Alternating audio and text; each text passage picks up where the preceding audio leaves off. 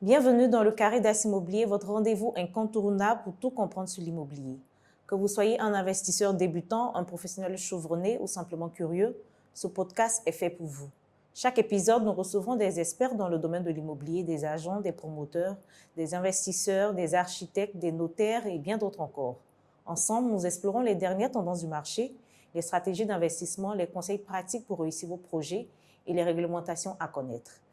Notre mission vous fournit les clés concrètes et aspirantes pour réussir avec succès dans l'univers passionnant de l'immobilier.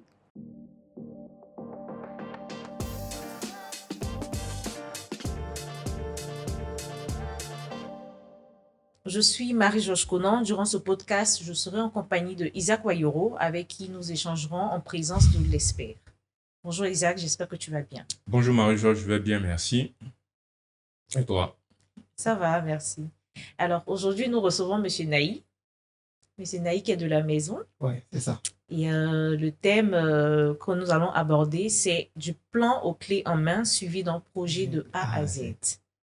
Effectivement, ce thème-là, il faut dire que c'est un thème qui va tourner autour de la construction. Exactement. C'est ça, effectivement. Et nous allons échanger avec M. Naï, qui est vraiment de la maison. Il est bien vrai que je connais un peu M. Naï, mais pour nos internautes, on va demander à M. Naï de se présenter. D'accord. Déjà, merci pour l'invitation. Merci, voilà. Jeanne. On est très honoré d'être là au Carré d'As de l'immobilier. Donc moi, c'est Ange Naï. Je suis entrepreneur dans le domaine de la construction. J'ai plus de 10 années d'expérience. Et aujourd'hui, je suis à la tête d'une entreprise, l'entreprise UNBTP. J'ai envie de dire deux parcours. En tant qu'employé, il faut le dire, parce que j'ai beaucoup appris au sein de plusieurs entreprises, de grandes entreprises de la place, jusqu'à me lancer aujourd'hui dans l'entrepreneuriat à mon propre compte. Voilà. C'est à féliciter. Oui, ça féliciter, encourager et puis peut-être aussi à suivre pour certains. On va vous suivre encore. Voilà. D'accord, donc on va rapidement rentrer dans le vif du sujet. Oui, il n'y a pas de problème. Qu'est-ce qu'un projet clé en main exactement et en quoi il diffère du projet classique? D'accord. Déjà, quand on parle de projet clé en main, même dans le thème, on retrouve un peu la réponse. Oui. Vous parlez des plans à la réalisation. C'est ça. Voilà, donc le projet clé en main, c'est déjà depuis les études, la réalisation du projet pendant les travaux, l'achèvement du gros œuvre, les travaux de finition, jusqu'à ce que on remette les clés dans la main du propriétaire. Okay. De la même manière, on vous achète, je sais que peut-être vous aurez voulu qu'on vous achète une voiture pendant la Saint-Valentin. Voilà, mais quand on va acheter une voiture qu'on va vous remettre, ça sera une belle voiture, une voiture neuve avec une clé, c'est pareil. Okay. Vous ne pouvez pas dire clé en main pendant que les murs ne sont pas crépis. C'est ça. Voilà, donc c'est une personne qui a fini son projet depuis les études jusqu'à la réception et la maison est fonctionnelle, elle est habitable. C'est ça en fait un projet de A à Z. Voilà. D'accord. Quelles sont les étapes essentielles lorsqu'on démarre un projet de construction, de rénovation? Bon, il y a plusieurs étapes. Déjà, il y a l'étape des études. C'est une étape qui est très importante. Okay. Une fois que les études sont bien exécutées, sont bien menées, je veux dire, les travaux vont suivre naturellement.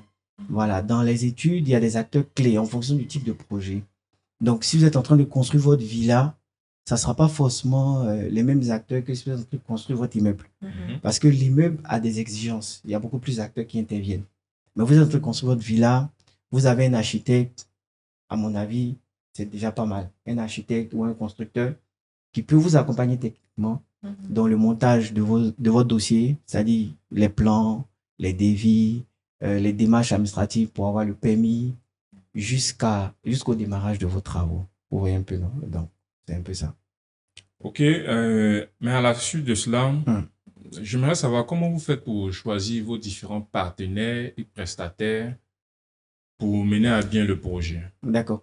Déjà, nous, on a un fonctionnement assez atypique qui n'est pas commun.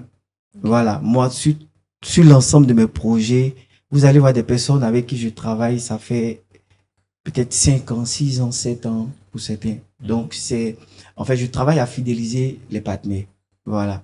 Parce que, je dis n'importe quoi, on peut me recommander une équipe d'électricité pour faire des travaux. À supposons que c'est la maison de Georges. que je veux construire, on me recommande tout de suite un électricien avec qui je n'ai pas travaillé, mais qui a peut-être bonne presse ailleurs. Ok. Si je vois que le projet de Marie-Georges est très important, par exemple, en train de construire son immeuble, ça demande en fait que cette personne-là ait un certain niveau d'expérience. Si je ne le connais pas, je ne vais pas l'affecter sur le projet de Marie-Georges. D'accord. Par contre, je peux l'affecter sur un projet qui n'est pas, je vais dire, très important. Que je dis très important en termes de technicité.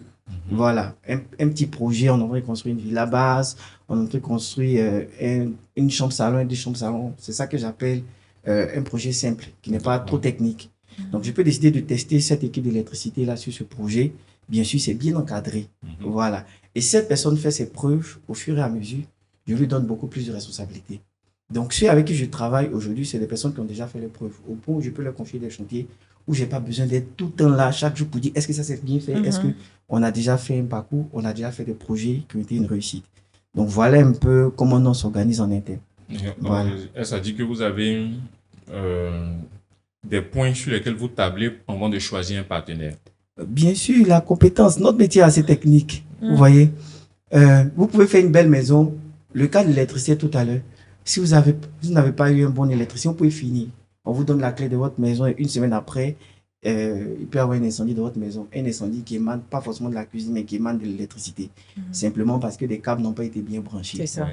Donc, vous voyez un peu le risque donc, de travailler avec quelqu'un qui peut saboter tout votre travail. Peut-être vous avez bien fait votre gros œuvre, mais juste un problème d'électricité peut saboter toute la maison, ou bien un problème d'étanchéité. On est dans la maison, il y a toujours de l'eau. Donc, un seul prestataire peut mettre en péril en fait tout l'ouvrage. Le cheminement. Voilà. Donc, c'est-à-dire quand je parle de fidéliser des personnes, c'est des personnes avec qui j'ai déjà fait un parcours. On a peut-être même eu des challenges sur certains chantiers, mais au final, tout s'est bien passé. Donc, ces personnes-là, il y a déjà des réflexes, il y a déjà les principes techniques qu'ils maîtrisent et vous savez qu'il y a des choses pour pas venir vos chantiers comme vous leur confiez des tâches. Voilà. Donc, c'est un peu ça en fait. D'accord.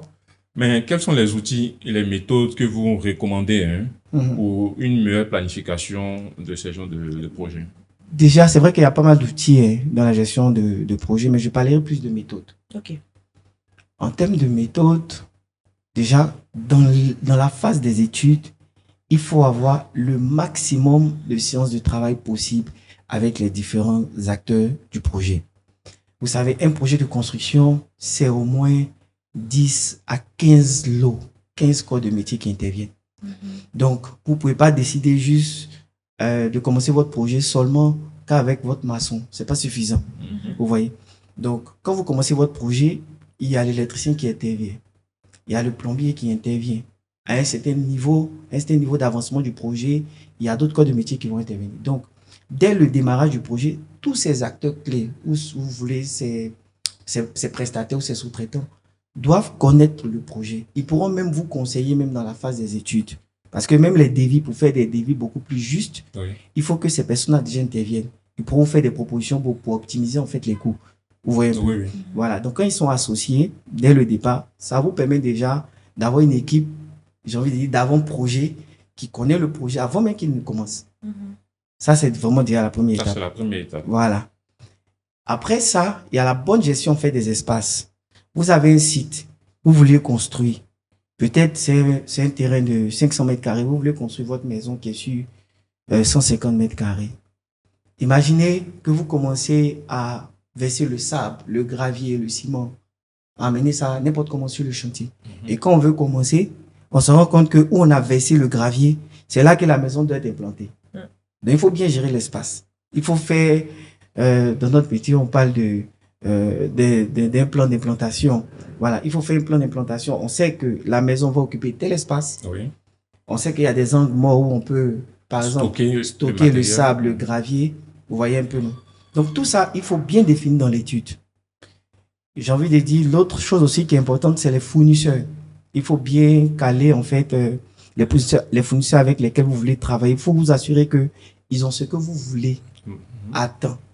Parce que si vous êtes sur une liste d'attente, quand vous allez vouloir commencer, peut-être le gars va vous dire, ah, les briques là, c'est maintenant je viens de taper. Quand on tape les briques aujourd'hui, pour utiliser au moins 7 jours après. 7 jours après. Oui, parce qu'il faut qu'il y ait un temps de séchage. Ça, c'est le minimum.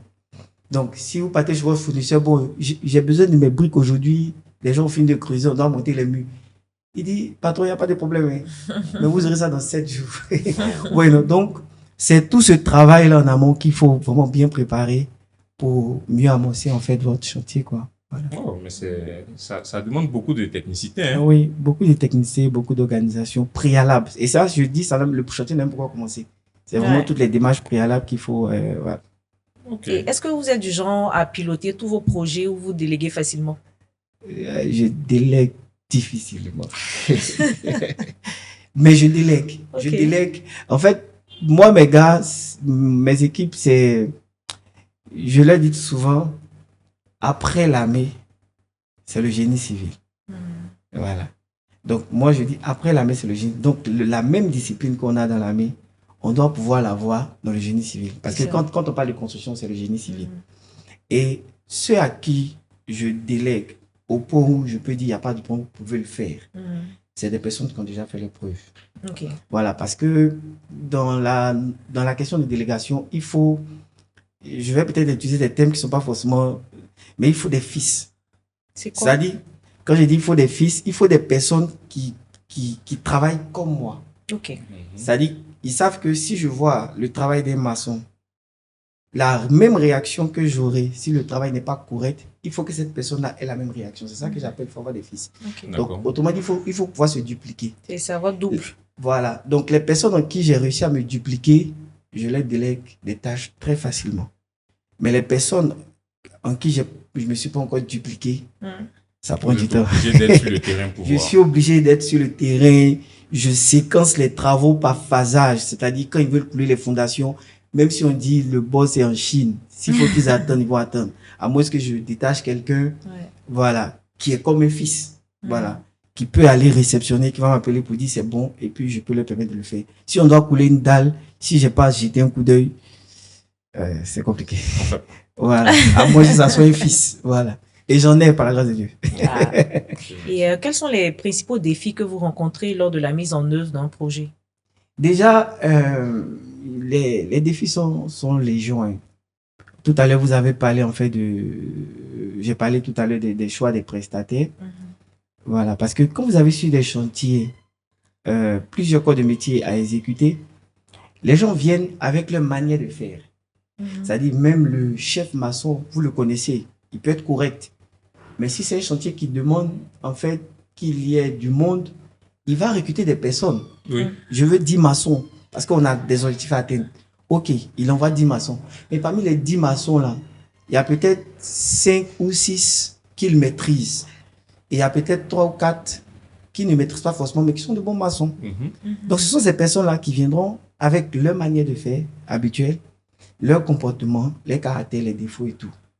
Donc, au chantier, ils vont vous montrer que vous ne savez pas monter les murs. D'accord. Donc, ils auront tendance à s'imposer, à vouloir faire le chantier à leur manière. Et là, donc, comment vous faites maintenant pour gérer ça? Bon, pour nous autres qui sommes du métier, je ne vais pas dire que c'est facile à gérer, mais comme je vous ai dit tantôt, moi, en tout cas, tous les chantiers fonctionnent comme dans l'année.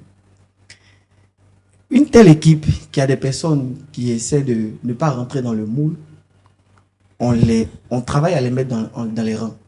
S'ils ne rentrent pas dans les rangs, on les fait. On les change. Non, ça c'est à la minute. Voilà. Mais pour un particulier qui ne sait pas ça, il va suivre en fait le rythme, l'orientation que ses ouvriers vont leur donner. Mais avec nous, ça ne passe pas. Vous voyez un peu, non? Voilà. Donc ça, c'est déjà, j'ai envie de dire, le premier défi, c'est la gestion du personnel, des ressources humaines. Et ça peut se voir dans tous les corps de métier. Ok? Autre chose, il y a les fournisseurs. Vous pouvez faire confiance à un fournisseur, même si ça fait des années que vous travaillez. Le fait de faire confiance à un fournisseur ne veut pas dire que vous ne devez pas contrôler le matériel. C'est ça. Vous pouvez aller acheter, par exemple, je dis n'importe quoi, bon, je vais dire 1000 bois. Vous n'avez pas utilisé les termes techniques. Vous pouvez aller acheter 1000 bois pour faire du coffrage. Si vous n'avez pas, bien sûr, ce n'est pas moi qui vais aller vérifier. Voilà. Mais dans votre organisation, il y a le chef d'équipe qui va s'occuper du coffrage, voilà, qui va aller sur le terrain pour aller vérifier en fait la qualité des bois. Sinon, ils ont des stocks de bois qui ne sont pas forcément en bon état. Vous avez demandé 1000, c'est beaucoup. Donc, il va vous mettre au moins 700 ou 750, disons même 700, moi je suis un peu généreux, qui sont en très bon état, et puis ils vont fourrer 300 qui sont 300 qui ne sont pas forcément en bon état. Et vous arrivez au chantier, on se rend compte que vous avez besoin de 1000 pour faire votre travail, mais au final, c'est peut-être 700 ou 750. Voilà, donc vous pouvez vous retrouver en train d'acheter encore à nouveau le bois ou bien de rentrer dans un palabre qui peut retarder en fait les travaux. Le chantier. Voilà. Et du coup, comment vous gérez les imprévus? Comme cet exemple ou bien peu importe. Peu importe. Peu importe. Déjà, la première des choses, quand il y a un imprévu sur le chantier, pour moi, hein, c'est la communication. Si Isaac vient me voir, je suis en train de construire sa maison et il y a un imprévu. Je donne un exemple. La pluie. On était prêt à couler le béton ce matin à 8 heures, les fonds, tout était déjà prêt. Et il y a une forte pluie, le coin est inondé et tout, on ne peut rien faire. En temps, Isaac avait besoin que son béton soit coulé à date. Mais la pluie, c'est pas de notre fait. C'est ça encore, on peut dire, on comprend. Oui. Mais ça peut être une situation même, peut-être, on comptait sur une équipe qui devait venir couler, et puis ils sont pas venus. C'est ça. Ça, c'est bon. C'est un cas qui dépend de l'entrepreneur que je suis. Donc, ils sont pas venus. Donc, qu'est-ce qu'il faut faire? La première chose, pour moi, il faut communiquer. Il faut créer un cadre de communication et de franchise avec le client. Parce que si le client n'est pas rassuré, il a l'impression que vous voulez cacher ou camoufler les choses, c'est ça qui va créer en fait des soupçons. Ça, c'est la première des choses. La deuxième des choses, je dis toujours, quand on arrive au chantier, c'est parce qu'il y a des problèmes que nous sommes là. Donc, il faut raisonner en termes solutions. Pourquoi? Non, si on arrive au chantier, que tout est déjà solutionné, on n'a pas besoin d'être là. On peut superviser ou bien... Non, on n'a pas besoin d'être là. Si nous sommes là, c'est parce qu'il y a des problèmes. D'accord. Et c'est notre présence. Vous intervenez seulement en cas de problème. Non, Ou, je vais bien vous expliquer. ok. Quand un technicien me dit, monsieur, on a tel problème au chantier, la réponse que je lui donne, je dis, c'est parce qu'il y a ce problème au chantier que tu es là. Ok. Je sais pas un peu. Oui. C'est ça. La présence du Tu es le technicien. médecin Voilà. Donc là, en fait, ce que je veux leur expliquer, c'est quoi? Tu es au chantier, il y a un problème, c'est normal. Mais toi, tu es là pour apporter des solutions. C'est ça. Donc, quand tu m'appelles, il faut qu'il y ait au moins 2 ou 3 propositions sur la table. C'est ça. Et c'est sur ces propositions-là que moi, je peux réagir pour dire, bon, je pense que la proposition 2 est plus adaptée. Mais quand vous m'envoyez un problème, vous n'avez pas encore commencé à travailler. Parce que si vous êtes au chantier, c'est parce que vous êtes là pour résoudre le problème. C'est ça. Vous voyez un peu, non? Oui. Voilà. Donc, quand le palier de la communication est réglé, le prochain palier, c'est de travailler très rapidement à faire des propositions concrètes pour rattraper l'incident ou voilà. Donc, le jour où mon agent rentre là, vous fait appel pour la construction de la maison. Hein. Vous avez dit ça tout à l'heure. Moi, on est prêt à prendre le chèque aujourd'hui, mais C'était une prophétie. Oui.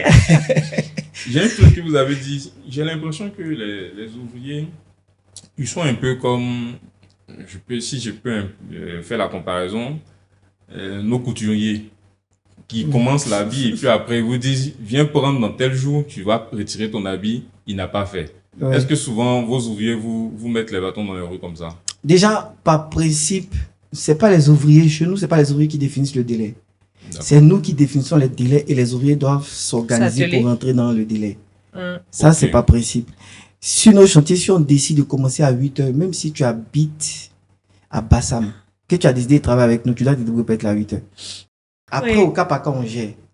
Donc, quand l'ouvrier arrive, il vient trouver un mode de fonctionnement auquel il doit juste s'adapter. D'accord. Donc, si on dit on doit finir ce travail en 1 semaine, excusez-moi, son avis compte pas trop en termes de... Si c'est un délai ferme que j'ai pris avec le client, son avis compte pas trop. C'est ça. Son avis compte s'il a des propositions à me faire. Ah, chef, on peut travailler de 7 heures à 15 heures. On va aller se reposer. On reprend à 19 heures jusqu'à minuit. Je prends. Au lieu de faire 8 heures de travail, peut-être ça me fait 15 heures de travail par jour. Oui. C'est là que je l'écoute. Mais si je me dis non, comme j'habite à Bassam, on quitte loin, et dit ok, quelles sont les propositions qui vont me permettre de faire ce travail dans 7 jours? Si tu ne rentres pas dedans, on trouve une autre personne. Ouais. On sent une La rigueur. discipline, C'est ouais. la discipline. Voilà, c'est comme ça. D'accord. Après avoir échangé sur tout ce plan-là, cette première étape, à quel moment les clients rentrent dans la phase pratique? Oh, déjà, pour être pratique, je vais donner le cas d'un couple. OK. Voilà, je fais une petite parenthèse. C'est un couple qui nous a approchés à l'apéro. Oui. On a signé avec eux. Voilà, on les a accompagnés, on a suivi ensemble les études et tout et tout. Et on a commencé les travaux. Donc, grâce à l'apéro, on a eu un client. Mais eux, ils sont sur le chantier tous les jours. Wow. Et c'est que si vous sur ce podcast, ils vont se... H24. Voilà, bon, j'exagère un peu, mais je vais dire, ils sont présents. Et ça, nous, on est très à l'aise avec. OK. On va plus loin même où... C'est pas un stress. Le stress... C'est un bon stress. C'est un bon stress. Parce que ça permet, en fait, c'est pour ça que je dis la communication est très importante. Ça les rassure. Et puis, ça permet de jouer franc jeu, en fait. Parce que tu montres au client que tu n'as rien à cacher. Oui. Oui. Même si demain, il y a un problème, tu lui dis clairement, il y a tel problème. Mais voici, on a déjà trouvé la solution. Ça va décaler de 2 ou 3 jours. Et on rattrape ça et voilà. La personne est à l'aise. Mais si tu veux jouer à cache-cache avec ton client, ça ne va pas passer. Vous voyez un C'est peu. vrai. Donc, avec eux, à chaque étape, ils sont quasiment là. Quasiment chaque semaine, ils sont là. On a un groupe WhatsApp. Ils ont régulièrement l'avancement des travaux. Quand ils viennent au chantier, je ne les considère pas comme des personnes qui ne sont pas du métier. Je les considère comme des collaborateurs. Donc, je leur explique ce qu'on fait. Ce qu'on est en train de faire, ce sont des fouilles. Ça consiste à faire tel. J'explique ce qu'on fait. Et ça, je pense qu'on va finir dans tel délai. Et après ça, on va faire ça. Quand ils ne comprennent pas, je prends le temps d'expliquer pour qu'ils comprennent quand même un peu. Donc, quand ils partent du chantier, ils vont avec l'idée qu'il nous a dit ce qu'ils sont en train de faire. Il nous a dit ce qu'ils comptent faire. Eux, ça leur permet d'avoir en fait un suivi. Donc, quand ils vous appellent après, ce que vous avez dit là, monsieur Naï, est-ce que vous êtes en train de faire cela? Donc, ils interviennent dès le départ. OK. Dès le départ des travaux, puisque les études sont déjà faites au préalable. Oui. Voilà. Donc, dès que les travaux commencent, ils sont là. Et moi-même, je conseille à toute personne qui est en train de construire d'avoir au moins un visuel sur, je vais dire, son chantier au moins une fois par semaine. Bon, pour moi, le client, il vient au bureau. Peut-être il a signé déjà le contrat, vous lui avez montré le plan. Il part, vous lui dites, venez dans 2 mois. Il vient, il voit sa maison. Bon, pour moi, c'était comme ça. Non. Nous, on ne conseille pas ça. OK. Si la personne n'a pas le temps, on va même recommander qu'il y ait quelqu'un qui est un peu disponible, qui peut se rendre disponible. C'est une ou 2 fois, je veux dire par mois. Il faut que la personne vienne quand même regarder ce qui est fait. D'accord. Voilà. On voit qu'il y a la clairvoyance dans ce que vous dites. Vous permettez au client même d'être toujours présent sur le terrain pour suivre les travaux avec vous. Ça. C'est intéressant. Mais après cela, y a-t-il des erreurs courantes à éviter pour éviter les retards sur les cours, ce genre de choses-là? Pour éviter des retards par rapport au délai. Au délai, oui. Oui, il y a beaucoup de choses qu'il faut éviter. Déjà, quand une semaine commence, que les objectifs au chantier ne sont pas clairement définis, c'est déjà une erreur. Parce que s'il n'y a pas d'objectif clair, pour dire cette semaine, voici en termes de rendement ce qu'on doit avoir au chantier, vous n'aurez pas forcément le rendement. Vous allez dire, mon chantier avance, mais est-ce qu'il avance avec un bon rendement? Un maçon, par exemple, a la capacité de monter une certaine surface de briques par jour. Il a la capacité de monter de crépir une certaine surface par jour. Donc, c'est des choses que, je vais dire, dans votre organisation, que vous devez prendre en compte. Oui. Donc, vous pouvez dire, cette semaine, voici les objectifs. Et les objectifs, vous devez travailler à ce qu'ils soient atteints. Quand ce n'est pas atteint, après, ça peut jouer en fait sur le planning global. Vous dites, vous livrez dans 6 mois. Mais 6 mois, ça peut se décliner en 1 mois, en semaine, en jour. Et ça se voit un peu. Donc, quand vos objectifs sont très clairs comme ça, par semaine que vous déclinez par jour, ça va vous éviter en fait des retards. Voilà. Votre livraison la plus rapide était sur combien de mois? Notre livraison la plus rapide. Bon, déjà, ça me fait penser à un projet que j'ai suivi. C'était un immeuble où on a livré, on va dire, en 12 mois, R+3 avec un sous-sol. Mais en 12 mois, quand nous sommes entrés dans le projet, mais quand nous sommes arrivés dans le projet, ils avaient déjà 3 à 4 mois de retard. Et le client avait déjà payé, ça faisait 3 à 4 mois. Donc, le client attendait que le... Il attend les résultats? Ouais, il attendait les résultats. Je me rappelle, en son temps, ils avaient fait venir un technicien de la France qui a fait à peine 2 mois, le chantier ne bouge pas. Quoi sur le chantier? Voilà, ils l'ont libéré. Ils ont fait venir un autre Il a fait à peine, ils ont fait 2 ou 3 mois en train de tâtonner comme ça. Les gens tapent autour. Bon, j'ai pas dit ça comme ça. Mais pendant 2 ou 3 mois, voilà, les choses ne bougeaient pas. Et moi, quand ils m'ont fait appel, quand j'ai compris un peu le contexte, j'ai vu qu'il y avait un gros retard. Et ça faisait presque de 3 à 4 mois que la personne avait déjà reçu l'argent. J'ai fait des propositions, comme je vous ai dit. On a organisé le chantier en 2 équipes, avec une équipe de jour, une équipe de nuit. Et en moins de 3 mois, on était déjà en élévation déjà. Wow. Voilà. En 3 mois, on était déjà en élévation avec tout un système derrière en atelier pour anticiper certaines tâches à l'étage. Vous permettez que j'aille plus loin? Oui, Bien sûr. Dans la construction d'un immeuble, je vais utiliser un peu des thèmes techniques. Dans la construction d'un immeuble, il y a, par exemple, si vous êtes en train de construire en dalle pleine, c'est pas ce cas-là. Mais si vous êtes en train de construire dans avec des coques creux. Les coques creux, si vous voulez, peut-être vous avez déjà vu ça sur un chantier. On fait la dalle et puis on a l'impression qu'on voit des briques dedans. Voilà, on voit des briques dans la dalle. Les coques creux, c'est ça. Donc, ce que nous on fait, c'est quoi? La particularité avec les dalles creuses, on va dire qu'on coule une dalle, il faut 21 jours avant de la décoffrer. Souvent, d'autres disent 28 jours même, pour être plus sûr. Mais nous, qu'est-ce qu'on fait? Dans ce projet, on avait des coques creux. L'avantage des coques creux, c'est qu'il y a des éléments qu'on peut préparer avant. Parce que le béton, quand il est coulé, il a besoin au moins de 21 jours pour atteindre sa maturation. Donc, une dalle, avant de la découvrir, c'est 21 jours. Il n'atteint pas sa pleine maturation à 21 jours.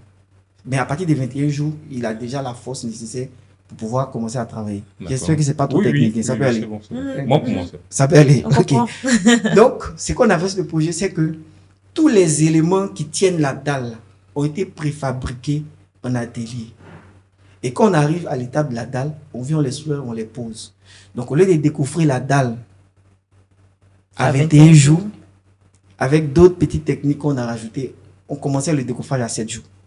7 jours? Ouais. Waouh. 7 jours. Ok. On découvrait la dalle à partir de 7 jours. Donc, du coup, à 7 jours, tu as une dalle. Ou d'autres ont une dalle en un mois. Oui. Donc, à 7 jours, tu décoffres, tu commences à préparer le dalle.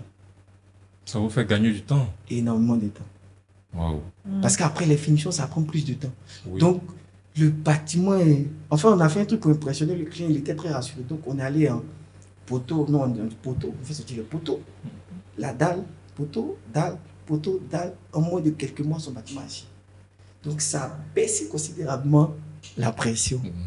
Et c'est maintenant qu'on a commencé les travaux de finition, qu'on peut un peu plus de temps. Mais après, on a fini en un an. Mais pourquoi les finitions prennent plus de temps que la construction? Non, c'est le niveau de finition. Moi, j'ai grandi dans une école où tant qu'on n'a pas atteint la perfection, on peut reprendre même 3 fois s'il le faut. C'est dans cette école-là que j'ai grandi. Donc, les finitions, il faut prendre le temps. Si c'est juste crépir les murs, mettre la peinture, poser les carreaux rapidement, puis partir, ça peut finir plus vite. Quand je vais prendre l'exemple des carreaux pour que vous puissiez mieux comprendre. Dans cette pièce, on doit poser des carreaux. Il y a ce qu'on appelle le calpinage. Le calpinage va consister à disposer les carreaux dans la pièce comme si c'était déjà posé avec la colle. D'accord. Quand je dispose les carreaux dans ma pièce, tout de suite, je vois tous les défauts de la pièce. C'est-à-dire, s'il y a des carreaux qui font un peu cette forme triangulaire, ça commence peut-être à 10, ça finit à 30. Vous voyez, on peut avoir ces défauts. Donc, ça veut dire que le mur n'est pas droit. Donc, pour ceux qui veulent faire des travaux de finition à ce niveau, quand ils voient ça, c'est normal que les travaux ne finissent pas vite.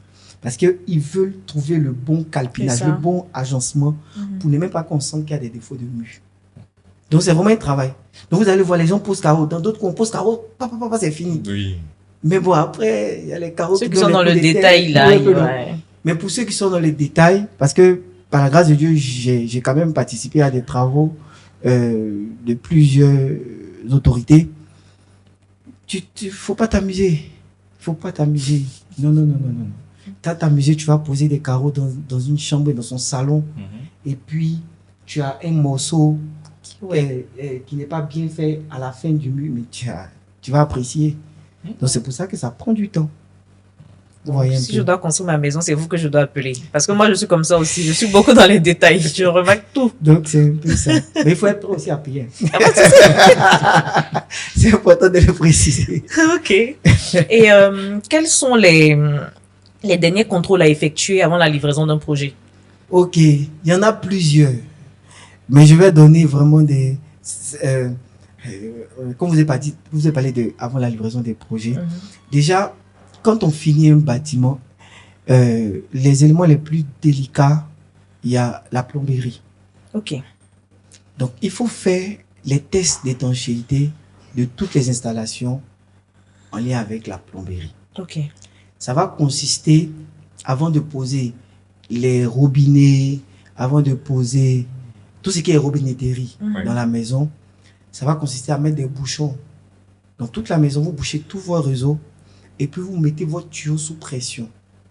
Vous pouvez juste mettre aussi, c'est-à-dire on remplit toutes les conduites d'eau. Et il y a un appareil qu'on connecte qui permet d'indiquer, vous voyez un peu comme l'appareil qui est sur les bouteilles de gaz. Le gaz là-bas, oui. Quand le gaz est ouvert, l'aigu monte comme ça, vous voyez un peu, c'est la même chose. Donc vous mettez votre tuyau sous pression. Après 72 heures, on peut aller à 48 heures, 62 heures, 3 jours, vous devez avoir le même indicateur.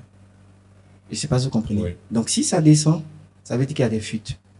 Donc vous commencez à checker pour voir là où il y a des fuites. S'il n'y a pas de fuites, vous pouvez commencer à mettre vos robinetteries. Donc ça, c'est la première des choses qu'il faut faire à la fin.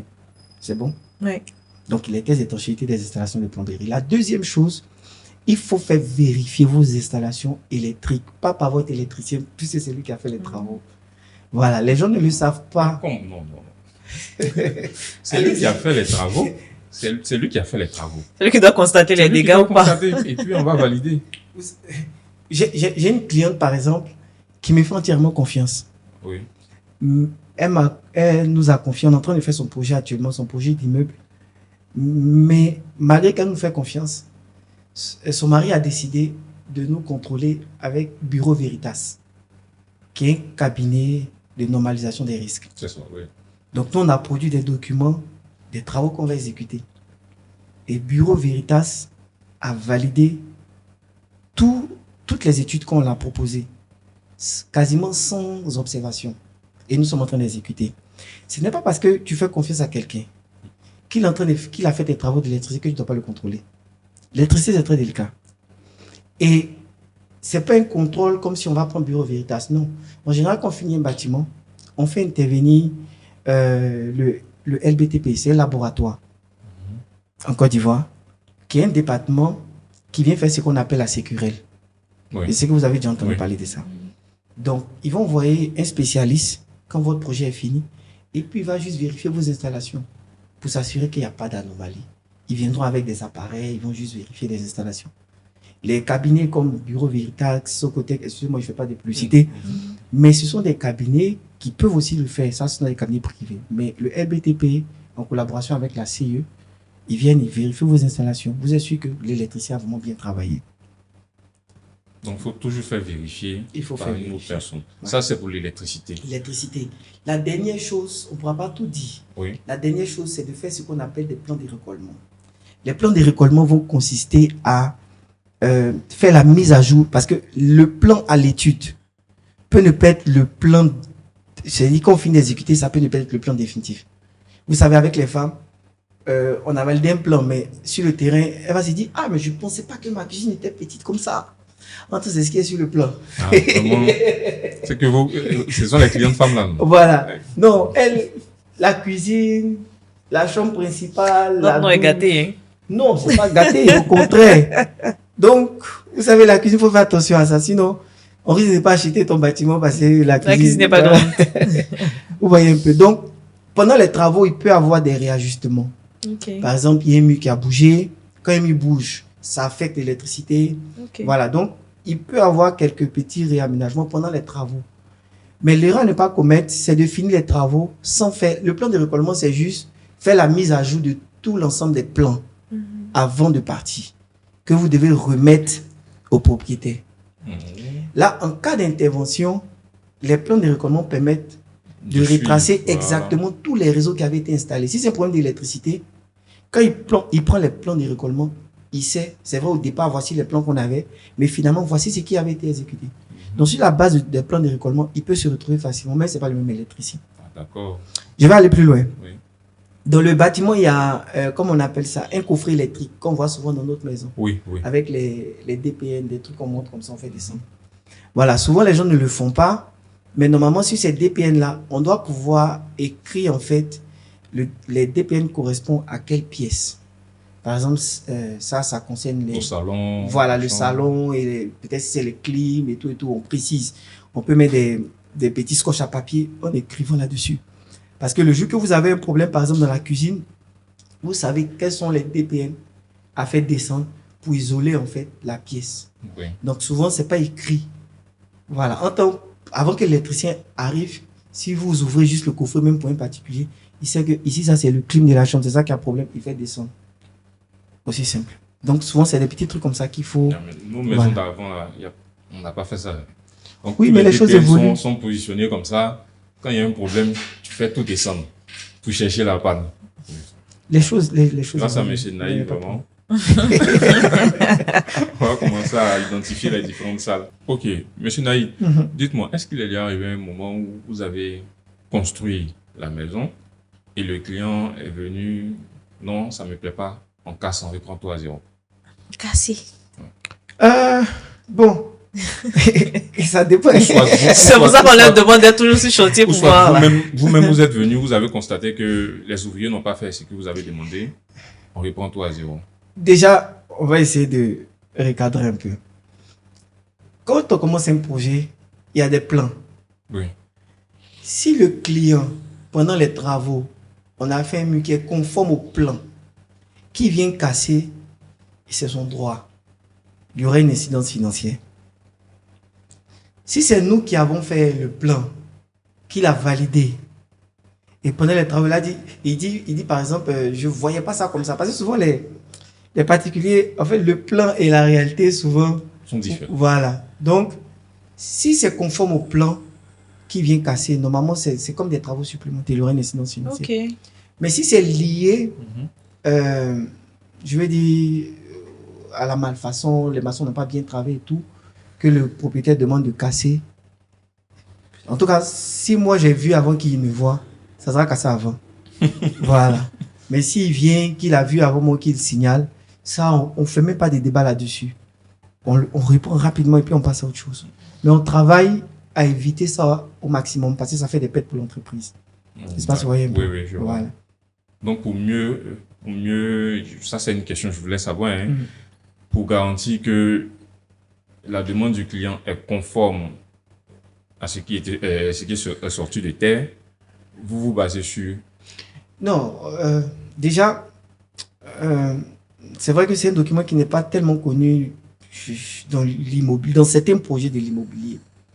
Les professionnels, quand vous prenez les marchés publics, vous allez voir que quand des travaux doivent commencer, il n'y a pas seulement que les plans.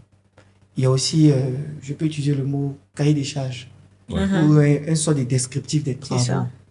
Normalement, un client à la fin qui va dire qu'il est satisfait ou pas, il peut ne pas être satisfait. Mais si vous avez exécuté les travaux conformément à votre cahier des charges, conformément à votre plan, vous n'avez rien à vous reprocher.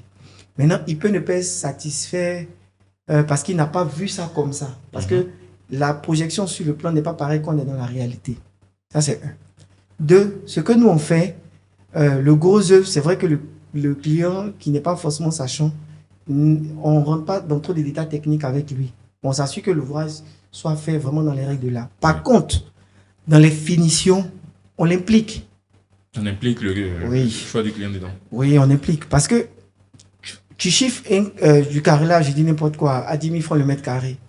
Donc, si dans ton budget, à 10 000 francs le mètre carré, peut-être c'est des carreaux de 5 000 ou de 6 000 francs que tu as prévu acheter. C'est pas parce que tu as prévu acheter des carreaux de 6 000 francs que tu vas lui imposer des carreaux, non. Tu viens, tu lui proposes dans le même ordre de prix 2 ou 3 types de carreaux. Il faut qu'il valide. C'est pour éviter ça en fait. S'il a validé les carreaux, il n'y a pas de raison qu'il vienne dire non, les carreaux ne me plaisent pas. Parce que tu l'as associé au choix des carreaux. Oui.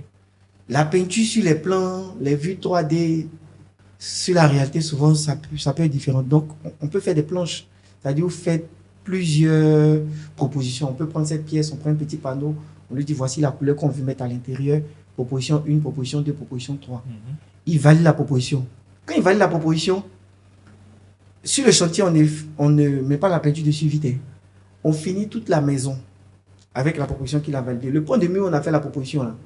On va faire sa peinture là à la dernière minute. Si le client ou la cliente veut dire, c'est pas ça, on dit, voici ce que tu as validé. Donc, on fait des propositions comme ça. Vous voyez un peu. Oui. Il y a quoi encore sur les éléments sur lesquels on peut avoir des sujets de discussion? Peut-être la hauteur des portes. Voilà, il y a des clients qui aiment des portes qui sont très hautes. Voilà, donc c'est des choses qu'il faut vraiment bien clarifier dès le départ. Sur les plans, si c'est une porte standard de 2,20 m et arriver sur le terrain, dit non, j'aurais voulu que la porte soit plus grande. Ça, normalement, c'est lui qui va payer. Mais si sur le plan, c'est une porte de 3 mètres, que vous avez fait une porte de 2 mètres, il a le droit de réclamer sa porte de 3 mètres. Une fois que le projet est terminé, ça vous prend combien de jours pour donner les clés au client? Non, chez nous, quand le projet est terminé, on remet les clés en même temps. Vous ne faites pas un suivi post-livraison? Post-livraison, oui. Il y a ce qu'on appelle la garantie. On ne voit pas ça trop dans les projets avec les particuliers où je vais dire, ils ne savent pas. Quand vous prenez les marchés publics, vous ne pouvez pas finir de construire une école pour l'État de Côte d'Ivoire. Et l'État de Côte d'Ivoire paye tout votre argent dès que vous finissez. Ils vont payer le reste de votre argent peut-être 1 an après. Ça, c'est pour les projets de construction de bâtiments. Pour les ponts, là encore, ça peut aller jusqu'à 5 ans, 10 ans de responsabilité. Tous les projets que vous voyez, l'État de Côte d'Ivoire ne paye pas intégralement l'argent des entreprises à cause de la garantie. C'est quand l'ouvrage est totalement livré qu'il paye la totalité de l'argent. Donc, pendant cette période de garantie, s'il y a des problèmes, l'entreprise intervient. En général, à ses frais. D'accord. Et ça va se voir un peu. Oui. Donc, pour un particulier qui vient, nous, dans nos contrats, on est garant de l'ouvrage pendant au moins 6 à 12 mois. Je dis 6 à 12 mois, ça va dépendre en fait des clauses. Parce que si c'est un client dont le budget est trop serré, on essaie de voir comment on peut l'accompagner. On va essayer de voir combien de temps on peut prendre l'engagement.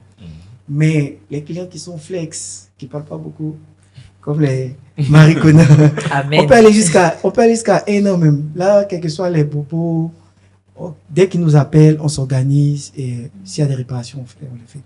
Et à la fin, on leur propose même. Il y a une cliente, par exemple, moi, je lui ai proposé que vous nous remettez notre retenue de garantie à la fin. C'est-à-dire après, je crois que c'était 6 mois. Après les 6 mois. Elle dit non, monsieur Inaï, je préfère vous remettre votre argent. Je lui ai dit, ça ne veut pas dire que si vous nous appelez, on ne va pas répondre. On va répondre. Mais idéalement, c'est bon de faire une petite retenue. Au moins de... Bon, je ne vais pas dire de taux ici, mais c'est pas qui va écouter, ou pas ils vont m'attaquer. Sinon, ça peut aller de 3 à 5%. Si le projet est bien chiffré, vous peut aller qu'à 10%. Okay. Voilà. Donc, faites cette petite retenue, au moins sur, on va dire 3 mois, 3 à 6 mois. Et c'est avec ça que vous tenez la personne. Mais si le montant n'est pas sérieux, oui, il peut ne pas venir, il peut dire bon, couper dans l'argent. C'est pas ça le but. Le but, c'est qu'il soit responsable de l'ouvrage qu'il a exécuté. Voilà. Mais pour une entreprise de construction qui se respecte, normalement, quand on l'appelle pour dire, ah, il y a un petit souci, elle doit pouvoir répondre dans la période de garantie.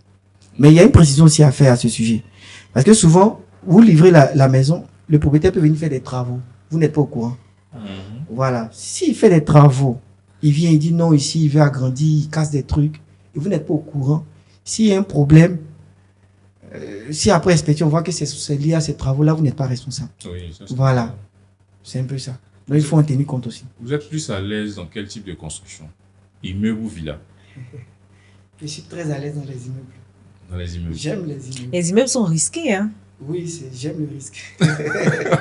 J'aime les immeubles. Moi, j'ai une question par rapport à ça. Quand on a des fissures dans les murs, là, ça explique quoi? Qu'est-ce qui provoque ça?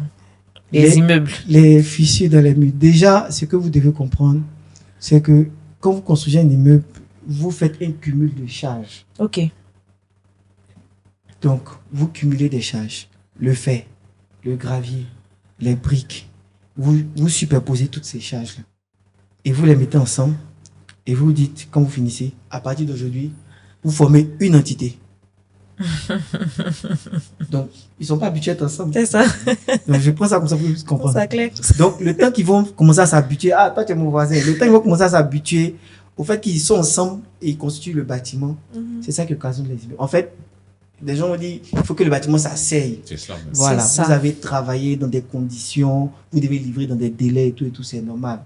Après, s'il y a des fissures, quand ça sort, 3 mois, 6 mois après, on vient, on les traite. Si les fissures sont bien traitées, normalement, il n'y a pas de problème après. Et c'est dangereux ou pas, les fissures? Non, il y a plusieurs types de fissures. Ok. Si c'est une micro-fissure, par exemple une fissure qui est juste Fine.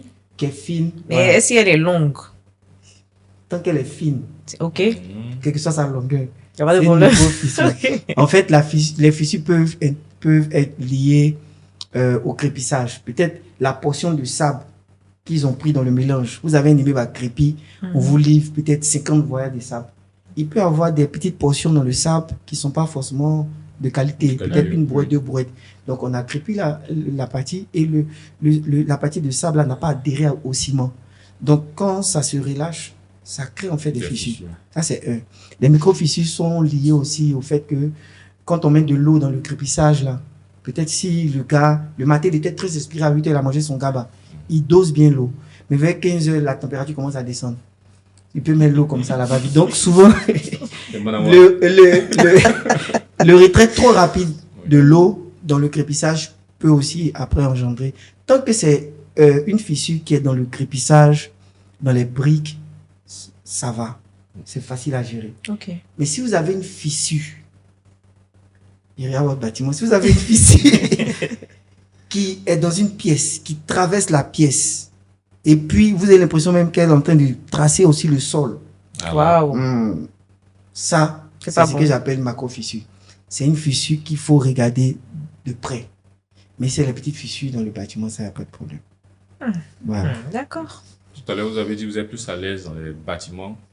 L'un des bâtiments que vous avez mis sur pied était à R plus combien? Abidjan, déjà au Sénégal, un R+, R+ 2 avec un penthouse. Abidjan, un R+ 3 avec un sous-sol, un R+ 2 avec un sous-sol. Là, on est en train de construire encore un R+ 3 avec un sous-sol. Vous êtes aussi dans la sous-région.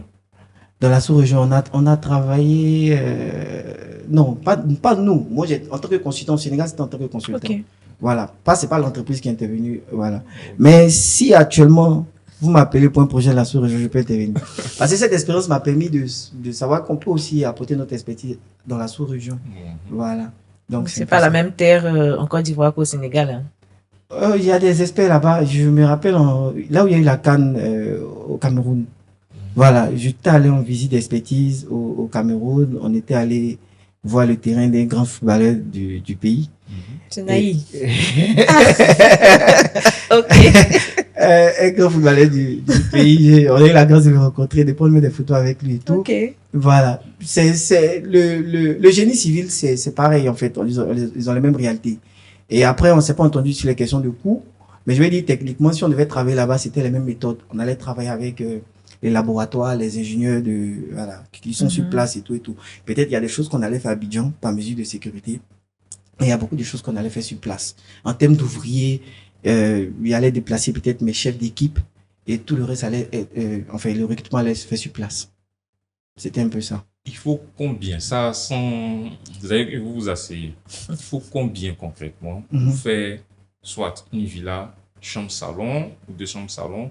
Je pense que Isaac a un projet de construction, mais il nous dit pas tout. Il faut Mais combien? moi, je suis prêt à prendre le chèque aujourd'hui. Franchement, Je vais vérifier pour il voir si insiste. mon cachet est dans mes affaires. Il y a pas de problème. Oui, allez-y. Donc, je demandais, il faut combien pour avoir une villa, 2 chambres-salon? Ok. Avant de répondre à la question, c'est ça qui justifie maintenant notre présence sur les réseaux sociaux. Ouais. En fait, il y a un mythe autour de la construction. On pense que la construction coûte cher. En réalité, la construction ne coûte pas si cher que ça. Sérieux? Voilà. Les gens veulent des grandes maisons.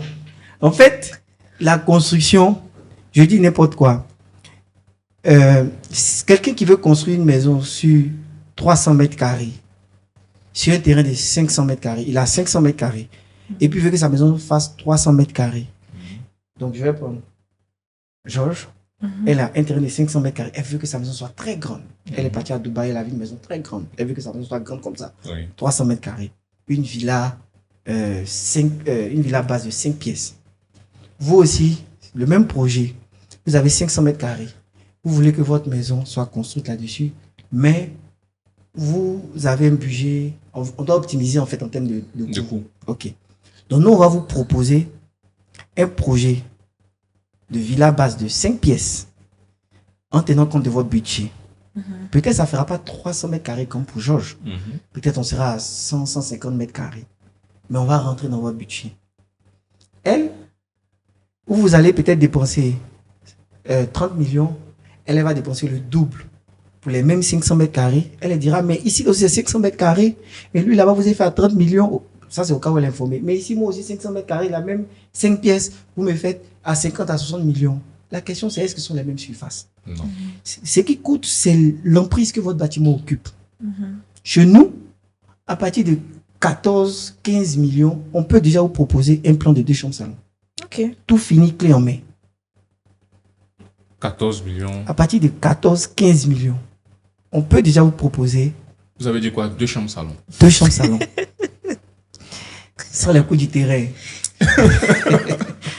Ça suppose que vous avez déjà votre terrain. Ok. Voilà. Le projet clé en main, les plans, les études, la construction. Et 15 millions, c'est avec les imprévus? Avec les imprévus, on peut déjà vous proposer, à partir de 14-15 millions, une villa basse de 2 chambres salon à partir. D'accord. Pour une villa duplex. On vient vers vous bientôt. Pour une villa duplex, on va dire à partir de 35-40 millions. Ok. On peut déjà. Et si votre budget est serré, même à 30, même si on se concentre bien un peu. Est-ce qu'on ne fixe pas les prix de ces constructions en fonction des zones? On ne fait pas ça. Non, quand c'est une villa, quand c'est une villa personnelle, il n'y a pas de problème. Maintenant, pour faire allusion aux zones, il y a ce qu'on appelle le coefficient d'éloignement. Les prix que nous faisons, c'est par rapport à Abidjan.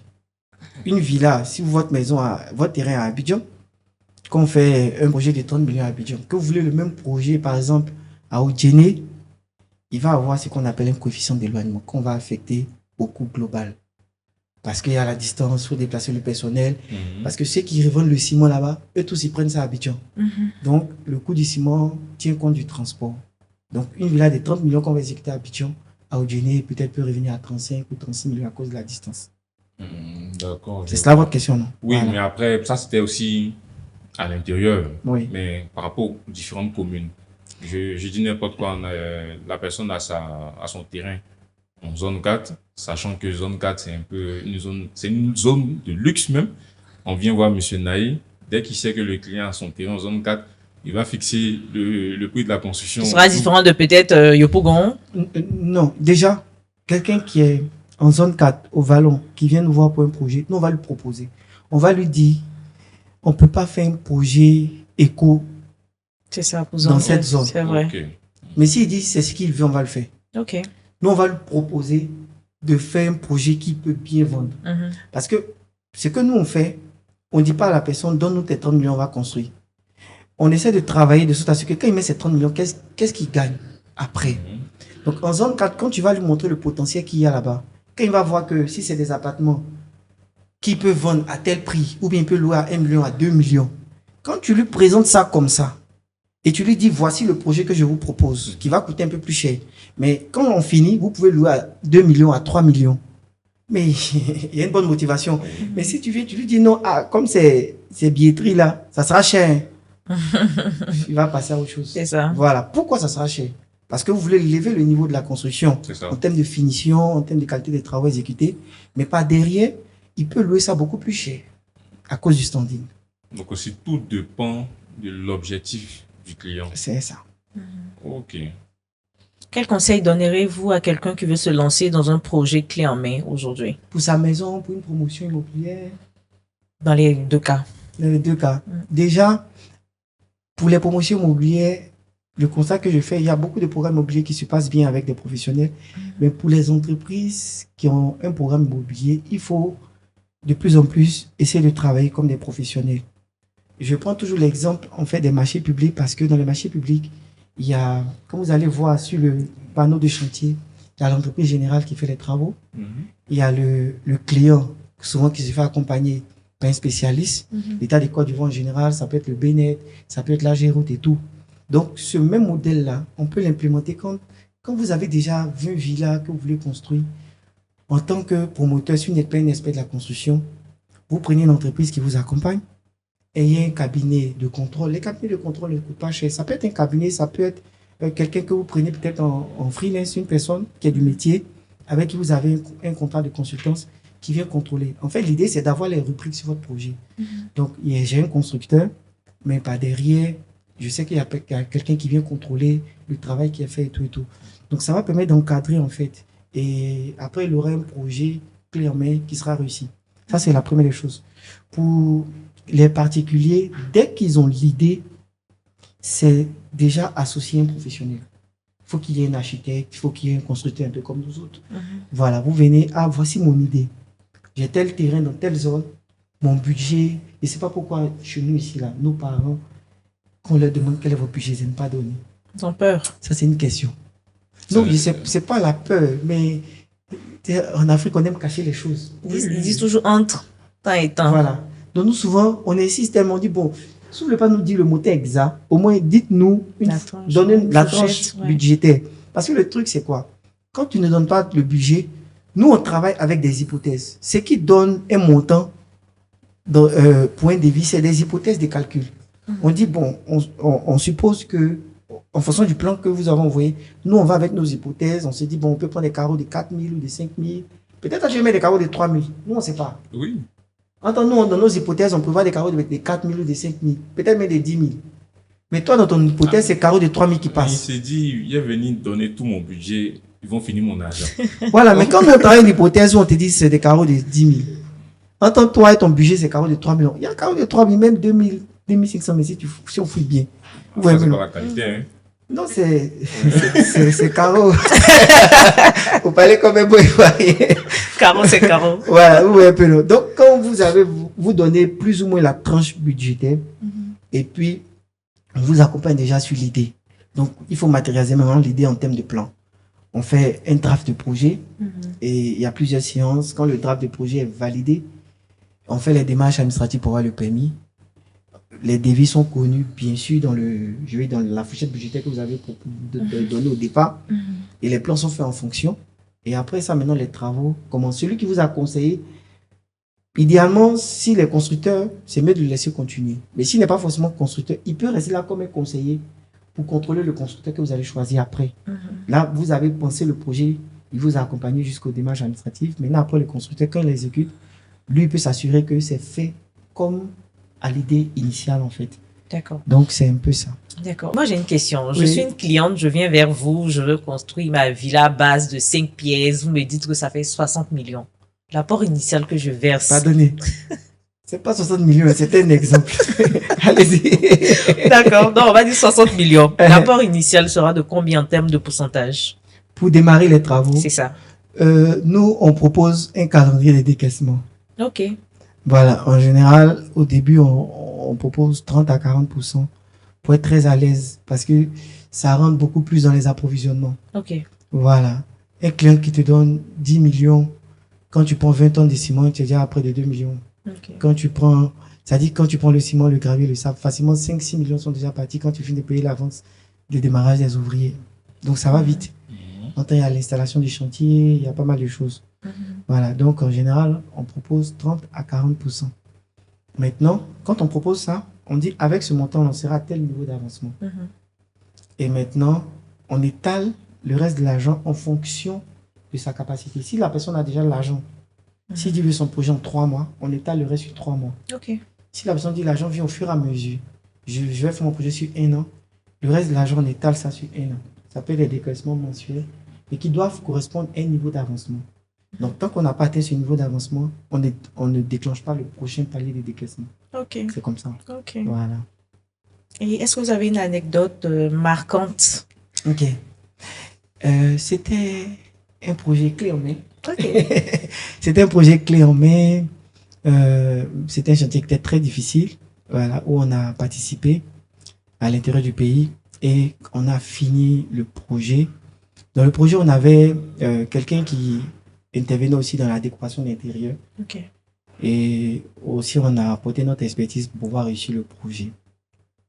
Et quand on a fini, on a tout fermé, un peu quand tu veux faire une surprise à ton épouse qu'elle a fini de te faire au moins les 4 enfants que tu as demandé. Hein? Voilà. Et on ouvre le salon. Regarde. Waouh, c'est beau parce qu'on a mis la climatisation, les fauteuils, la télé, tout était déjà là. J'étais déjà impressionné. On a regardé dans les chambres et tout. En tout cas, j'étais très content. Et quand on est arrivé maintenant au niveau de la cuisine était très grande, tout équipé. Et c'était vraiment des gars très calés, très chers aussi qui ont travaillé sur le projet. Quand on a ouvert la cuisine, la maman a commencé à pleurer. Waouh, de joie. Oui, Ok. elle était tellement contente. Elle dit, mais même à Abidjan, j'ai pas ça. C'était dans son village. Elle dit, même à Abidjan, j'ai pas ce niveau de finition là. Et nous, ça nous a fait vraiment plaisir de savoir qu'on a apporté la joie à cette famille, surtout à la maman, voilà, dont la cuisine a fait le, voilà quoi. Alors, j'imagine que chaque fois que un de vos clients voit la réussite que vous avez pu implanter, C'est ça. ça vous apporte... Si, C'est donc ça. pour nous, un projet, j'ai dit, un projet, c'est un bébé. Mhm. Voilà, donc chaque projet, c'est comme si tu engendrais un bébé. Donc il faut bien le faire. Voilà. Mais selon vous, quelles seront les futures tendances dans la gestion de projets clés en main en Côte d'Ivoire? Oui, je pense que j'ai déjà répondu un peu à ça. De plus en plus, que ce soit les particuliers, que ce soit les professionnels, ils doivent, je veux dire, sortir de l'informel. Voilà. Parce que beaucoup de particuliers, aujourd'hui, ils préfèrent travailler avec un maçon. Je suis allé, semaine passée, sur le projet de l'une de mes connaissances. Elle a pris un maçon. C'est lui qui a fait, c'est lui qui était l'architecte, c'est lui qui est le constructeur, c'est lui qui est l'ingénieur, c'est lui qui est tout. Lui seul. Lui seul. Il veut bouffer l'argent, là. Voilà. Et je suis allé, j'ai vu ça. Ça m'a fait mal parce que c'est un terrain qui est en pente. Oh. Le plan, pour moi, il y a eu un gros gaspillage dans la gestion des espaces. Et puis, la pente n'a pas été utilisée au profit de la maison. C'est vraiment... Et là, elle m'appelle, vraiment voir comment tu peux m'aider. Bon, on va l'aider. Mais je veux dire, c'est avec beaucoup de baissement au cœur. Ouais. Donc, moi, j'estime que on pense que les professionnels sont chers. Mais les professionnels ne sont pas aussi chers que ça. Voilà. Il faut de plus en plus travailler avec les professionnels du métier. Leur dire clairement ce que vous voulez. Et puis, ils verront comment ils peuvent vous accompagner. Ça permet d'avoir des projets de beaucoup, je veux dire, qui répondent aux normes. Et puis, la Côte d'Ivoire est en train de devenir un pays qui n'est pas moindre. C'est Donc, ça. de plus en plus, notre manière de construire doit être différente. C'est ça. Ouais. Voilà. Et dans le secteur, ce que je dis, je ne suis pas en train de dénigrer les maçons ou quoi que ce soit. Non. Chaque acteur a son rôle important à jouer. Moi, je serai très bon dans l'étude du projet, mais je ne sais pas monter mur. Mais quand il m'y est penché, je sais. Donc, celui qui sait monter le mur, là, on a besoin de lui. Donc, le maçon est incontournable. L'architecte aussi est incontournable. Donc, si tu sautes l'architecte pour faire de ton maçon, ton architecte et ton maçon, c'est sûr que ton projet ne sera pas. Donc, moi, le conseil que je donne de plus en plus, il faut que les gens aillent vers les professionnels, vers les architectes, vers les constructeurs, pour vraiment faire des projets de plus en plus de qualité. Donc, vraiment, vraiment, on sent qu'il y a l'argent dans la construction. On va tous venir. On va construire nos maisons maintenant. Non, il n'y a pas de problème. En tout cas, je tenais à dire merci à Marie-Georges, merci à Isaac, merci à toute la régie et aussi merci à M. Yann Amour, voilà, pour l'opportunité que j'ai eu de partager ma petite expérience, voilà, dans le cadre du Caridas de l'immobilier. En tout cas, merci. Merci à vous, Monsieur Naï. Mm. D'accord, donc on va remercier Monsieur Naï. C'est moi qui Franchement, vous ce remercie. podcast-là, j'ai appris beaucoup. Dès qu'on sort ici, je vais au cabinet pour donner mon argent, par la grâce de Dieu. Amen. Merci en tout cas d'avoir accepté notre Il y a invitation. pas de C'était problème. vraiment très, très édifiant et Isaac ne me dira pas le contraire. C'est ça. Et je sais que les personnes qui vont suivre seront très édifiées. Par la suite, ils vont vous contacter, ça c'est Non, il y a sûr, pas de parce que problème. vous êtes un expert et puis ça a félicité. Pas de À problème. nos abonnés, on va vous demander de rester connectés et de suivre cette émission. D'ici là, portez-vous bien et à très bientôt. Au revoir.